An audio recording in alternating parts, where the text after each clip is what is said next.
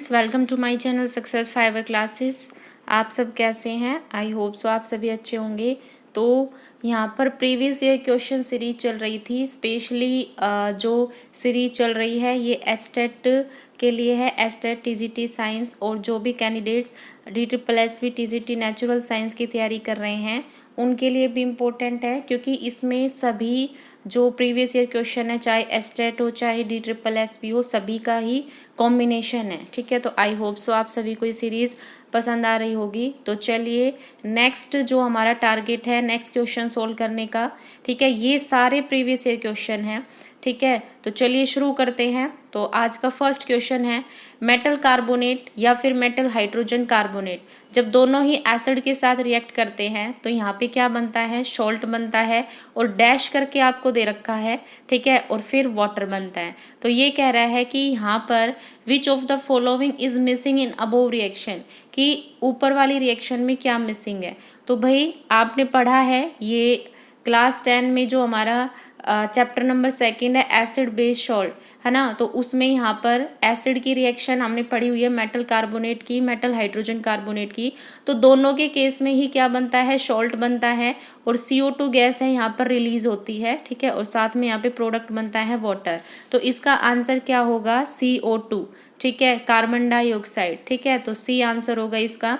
उसके बाद next question है यहाँ पर, calculate the mass of the following. यहाँ पर मास कैलकुलेट करना है। अब इसने बोल रखा है कि 0.7 मोल है किसके? N2 गैस के। तो मास यहाँ पर आपको कैलकुलेट करना है। तो जब भी हम मास कैलकुलेट करते हैं तो नंबर ऑफ मोल्स जो निकालने का फॉर्मूला होता है मास की फॉर्म में, वो क्या होता है? गिवन वेट अपॉन में मोलर वेट। ठीक है, अब नंबर ऑफ मोल्स तो हमें गिवन है, कितना है? 0.7।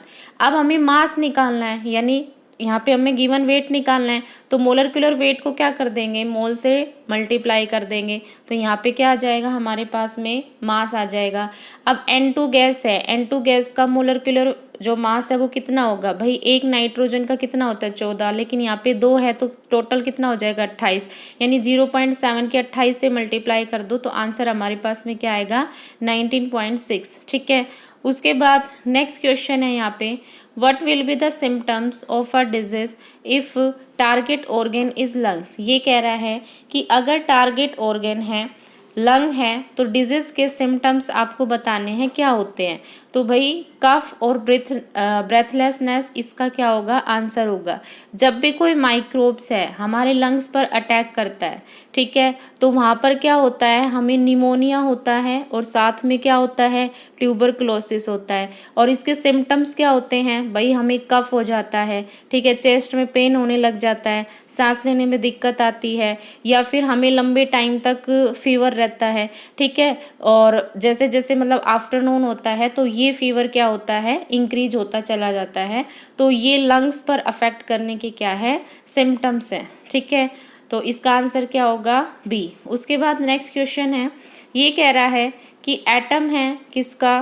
Carbon 12 isotope. ये कह रहा है कि atoms of carbon 12 isotope are assign a relative atomic mass of dash and relative mass of all other atom are obtained by comparison with mass of carbon 12। यानी जब भी हम कार्बन 12 एक एटॉमिक मास यूनिट की बात करते हैं तो उसमें हम रेफरेंस लेते हैं। ठीक है, तो यहाँ पर मास बताना है तो कितना आएगा? Relative atomic mass 12। ठीक है, क्योंकि हम यहाँ पे क्या लेते हैं? C12। ठीक है, C12 को हम एज अ स्टैंडर्ड की फॉर्म में यूज़ करते हैं, तो इसका क्या होता है? 12। ठीक है, तो आंसर क्या होगा इसका? 12।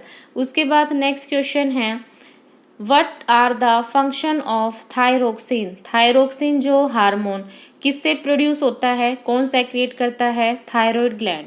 तो ये कह रहा है कि थायराइड का फंक्शन आपको बताना है क्या होता है। ठीक है, तो देखो पहला आंसर क्या है? पहला इसमें ऑप्शन क्या है? Regulate carbohydrate metabolism in body, कि जो थायरोक्सिन हार्मोन है ये हमारी बॉडी के अंदर कार्बोहाइड्रेट का क्या करता है? मेटाबॉलिज्म करता है। सेकंड स्टेटमेंट क्या बोल रखी है? रेगुलेट करता है प्रोटीन्स और फैट मेटाबॉलिज्म इन बॉडी, यानी हमारी बॉडी के अंदर फैट और प्रोटीन्स जो मेटाबॉलिज्म है उसको रेगुलेट करने का काम करता है। तो भाई थायरोक्सिन जो हार्मोन होता है इसके दोनों ही काम होते हैं, तो इसका आंसर होना चाहिए बोथ 1 एंड 2, यानी इसका आंसर होगा सी। ठीक है, कौन सी ग्लैंड फॉर्म सेक्रिएट करती है ये बता दिया, थायराइड ग्लैंड है वो इसको सेक्रिएट करती है। ठीक है, तो ये इम्पोर्टेंट होता है। ठीक है, तो इसलिए इम्पोर्टेंट हो जाता है कि जब भी हम मतलब अपनी डाइट लेते हैं ताकि हमारी बॉडी प्रॉपर फंक्शनिंग करती रहे, तो हमें वहाँ पर आयोडाइज सॉल्ट का ज़रूर यूज़ करना चाहिए। ठीक है, तो इसका आंसर क्या था, सी। ठीक है, उसके बाद नेक्स्ट क्वेश्चन है cluster of atoms that act as an ion. ये कह रहा है कि एटम का वो क्लस्टर जो एक आयन की तरह एक्ट करता है उसको हम क्या बोलते हैं, तो भाई उसको हम बोलते हैं पॉली एटॉमिक आयन। ठीक है, अब देखो यहाँ पे क्या होता है पॉली एटॉमिक आयन। देखो जैसे मैंने बोला ये मेरे पास में फॉस्फेट है, अब यहाँ पे एक फास्फोरस है और 4 ऑक्सीजन है, तो ये 5 एटम है। इस 5 एटम का क्या है, ये पूरा एक क्लस्टर है, लेकिन ये आयंस की फॉर्म में क्योंकि उसके ऊपर क्या है, चार्ज है, और हमें पता है कि चार्ज पार्टिकल्स को हम क्या बोलते हैं, आयंस। अब क्योंकि इसमें बहुत सारे एटम का कॉम्बिनेशन है इसलिए क्या हो जाएगा, पॉली एटॉमिक, तो इसको हम बोलते हैं पॉली एटॉमिक आयंस। ठीक है, उसके बाद नेक्स्ट क्वेश्चन है which of the following statement is correct. इसमें आपको बतानी है कि कौन सी स्टेटमेंट हमारी करेक्ट है, किसके बारे में, क्रोनिक डिजीज के बारे में। ठीक है, क्रोनिक डिजीज क्या होती है, क्रोनिक डिजीज होती है जो मतलब लॉन्ग टाइम तक हमें रहती है। तो पहला कह रहा है कि जो क्रोनिक डिजीज होती है ये ऑलवेज कम्युनिसेबल होती है। कम्युनिसेबल मतलब क्या होता है कि जैसे हम 2 कैंडिडेट आपस में बात कर रहे हैं, ठीक है, जैसे मेरे को कोई बीमारी है तो दूसरे वाले को वो हो जाए। ठीक है, तो ये होता है कम्युनिसेबल डिजीज। ठीक है, तो कम्युनिसेबल तो नहीं होती। उसके बाद नेक्स्ट है elements that last for long time, मतलब जो लंबे टाइम तक रहते हैं उसको हम क्रोनिक डिजीज बोलते हैं। तो यही इसका क्या होगा आंसर, क्योंकि क्रोनिक डिजीज ही क्या होती है जो लंबे टाइम तक हमारे बॉडी में रहती है, तो वो होती है क्रोनिक डिजीज।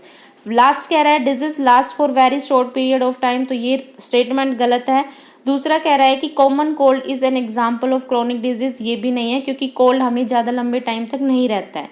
ठीक है, तो यहाँ पे लिखा हुआ है, आप इसका आंसर पढ़ सकते हो। ठीक है, जो कॉमन कोल्ड है ये हमारी एक्यूट डिजीज है। ठीक है, उसके बाद नेक्स्ट क्वेश्चन है पॉलीकोट इज अ मिक्सचर ऑफ, कि जो पॉलीकोट है, ठीक है, ये किसका मिक्सचर होता है, तो पॉलीकोट के अंदर आपको दिखाई दे रहा होगा एक पॉलीवर्ड और दूसरा पीछे है कोट। तो पॉलीकोट है, इसके अंदर दो होते हैं, एक होता है पॉलीएस्टर और एक होता है कॉटन। ठीक है, इनके ही कॉम्बिनेशन से क्या बनता है, पॉलीकोट बनता है। ठीक है, उसके बाद नेक्स्ट क्वेश्चन है which of the following was the first fully synthetic fibre, मतलब इसमें से आपको ये बताना है कि सबसे पहला जो पूरा का पूरा सिंथेटिक फाइबर है वो क्या होता है, मतलब जो सबसे पहले मैन मेड जो मनुष्य के द्वारा बनाया गया था वो बताना है। तो भाई इसमें जो नायलॉन होगा ये फर्स्ट फुली सिंथेटिक फाइबर है। ठीक है, रियोन है ये सेमी सिंथेटिक है। ठीक है, ये मैं पढ़ा चुकी हूँ। ठीक है, उसके बाद यहाँ पे इसका पूरा दिया हुआ है, आप इसको पढ़ लेना। ठीक है, आंसर इसमें। अब नेक्स्ट क्वेश्चन है लिस्मानिया इज, अब बायो के क्वेश्चन यहाँ पे आ गया। लिस्मानिया है वो क्या होता है, तो देखो लिस्मानिया जो होती है ये एक पैरासिटिक डिजीज होती है जो प्रोटोजोआ के कारण होती है। ठीक है, तो इसका मतलब लिस्मानिया क्या हो गया, एक प्रोटोजोआ हो गया। ठीक है, उसके बाद नेक्स्ट क्वेश्चन है which of the following is true, इसमें बतानी है कि कौन सी स्टेटमेंट है वो ट्रू है। पहला कह रहा है latent heat of fusion, latent heat of fusion is the heat energy is required to change 1 kilogram of liquid to gas. देखो यहाँ पे इसने लेटेंट हीट ऑफ फ्यूजन की बात की है। अब फ्यूजन है, फ्यूजन का दूसरा नाम होता है मेल्टिंग। ठीक है, अब मेल्टिंग है तो इसका मतलब इसमें सॉलिड स्टेट है वो किसके अंदर कन्वर्ट होगी, लिक्विड में। लेकिन इसमें क्या होगा, इसमें एक कॉमन चीज है कि without change in temperature, temperature में चेंज नहीं होगा। ठीक है, और इसमें हम क्या लेते हैं, किसी भी सब्सटेंस का हम यूनिट मास लेते हैं, यानी 1 किलोग्राम लेते हैं। तो इसका मतलब ये ऑप्शन तो गलत हो गया, क्योंकि इसने क्या बोल रखा है कि लिक्विड है वो गैस में चेंज हो रही है। लिक्विड तो गैस में चेंज होती है तो उस प्रोसेस को तो वेपराइजेशन बोला जाता है। तो ये स्टेटमेंट हमारी रॉन्ग है। नेक्स्ट स्टेटमेंट क्या कह रहा है, लेटेंट हीट ऑफ वेपराइजेशन। अब लेटेंट हीट ऑफ वेपराइजेशन क्या होता है कि हमारे पास में कोई भी 1 किलोग्राम लिक्विड है, ठीक है, उस 1 किलोग्राम लिक्विड को हमें गैस में चेंज करना है विदाउट चेंज इन टेम्परेचर, तो वो होती है हमारी latent heat of vaporisation. But इसमें तो इसने बोल रखा है कि सॉलिड स्टेट गैस में चेंज होती है, तो सॉलिड तो गैस में चेंज होती है तो वो तो सब्लिमेशन होता है, तो इसका मतलब ये स्टेटमेंट भी रॉन्ग है। नेक्स्ट है, latent heat of vaporisation is heat energy required to change 1 kilogram of liquid to gas at atmospheric pressure at its boiling point. तो ये बिल्कुल सही है, क्योंकि लेटेंट हीट ऑफ वेपराइजेशन अभी बताया कि 1 किलोग्राम हमारे पास कोई भी लिक्विड है उसको हमें गैस में चेंज करना है, टेम्परेचर कांस्टेंट होना चाहिए, तो वो होती है लेटेंट हीट ऑफ वेपराइजेशन। ठीक है, तो इसका मतलब इसका आंसर क्या होगा, सी। ठीक है, तो आई होप आपको ये सारे क्वेश्चन अच्छे से समझ आ रहे होंगे। उसके बाद नेक्स्ट क्वेश्चन है, the state of matter are interconvertible, कि जो मैटर की जो स्टेट है, कितनी स्टेट है, 3 स्टेट, सॉलिड, लिक्विड और गैस। ये कह रही है कि तीनों आपस में चेंज हो सकती हैं and can be change by changing temperature और डैश। आपको ये बताना है। तो भाई जब भी मैटर की स्टेट को चेंज करना है, यानी सॉलिड को लिक्विड में चेंज करना है या फिर लिक्विड को गैस में चेंज करना है, तो यहाँ पे 2 फैक्टर रिस्पॉन्सिबल होते हैं, एक होता है टेम्परेचर और दूसरा होता है प्रेशर। ठीक है, टेम्परेचर के साथ साथ प्रेशर भी क्या करता है, मैटर की स्टेट को चेंज करने में हेल्प करता है, तो इसका मतलब इसका आंसर क्या होगा, प्रेशर। तो बी इसका क्या होगा, आंसर होगा। ठीक है, उसके बाद नेक्स्ट क्वेश्चन है, ये कह रहा है कि द एटॉमिक रेडियस, ये शायद आज का लास्ट क्वेश्चन है, इससे आगे क्वेश्चन नहीं है, एक बार देख लेते हैं, तो ये ही लास्ट क्वेश्चन है। अब देखो ये इस क्वेश्चन में क्या कह रहा है कि जो एटॉमिक रेडियस है ये डिक्रीज होती है in moving from dash along a period due to an increase in nuclear charge which tends to pull electron closer to nucleus and reduce the size of atom। ये कह रहा है कि जो एटॉमिक रेडियस है, मतलब इसमें ट्रेंड आपको बताना है कि पीरियड के अलोंग जब मूवमेंट होता है तो यहाँ पे एटॉमिक रेडियस डिक्रीज होती है। अब देखो जब हम यहाँ पे हम 2 चीज़ की बात करते हैं, है ना, आपने पढ़ा होगा कि जो हॉरिजॉन्टल होता है इसमें हम पीरियड की बात करते हैं, लेकिन जब हम टॉप से बॉटम की यानी जब कॉलम की बात करते हैं तो वहाँ पे ग्रुप होता है। ठीक है, तो ग्रुप की बात करते हैं तो उसमें हम टॉप टू बॉटम की बात करते हैं, और पीरियड की बात करते हैं तो हम इसमें लेफ्ट टू राइट की बात करते हैं।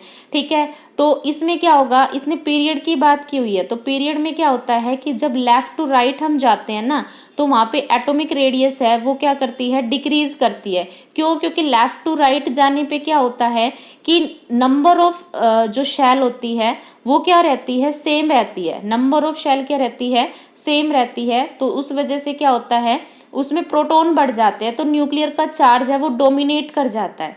ठीक है, इस वजह से क्या होता है, जो एटम का साइज होता है वो रिड्यूस हो जाता है। ठीक है, तो इसका आंसर क्या होगा, इसका आंसर होगा लेफ्ट टू राइट, यानी डी इसका क्या होगा, आंसर होगा। ठीक है, तो ये था आज की वीडियो के हमारे क्वेश्चन। ठीक है, सारे के सारे ये प्रीवियस ईयर क्वेश्चन हैं, तो आई होप आप सभी को बिल्कुल अच्छे से समझ आ गया होगा। ये प्रीवियस ईयर क्वेश्चन सीरीज़ है वो आपके एग्ज़ाम तक ऐसे ही चलती रहेगी।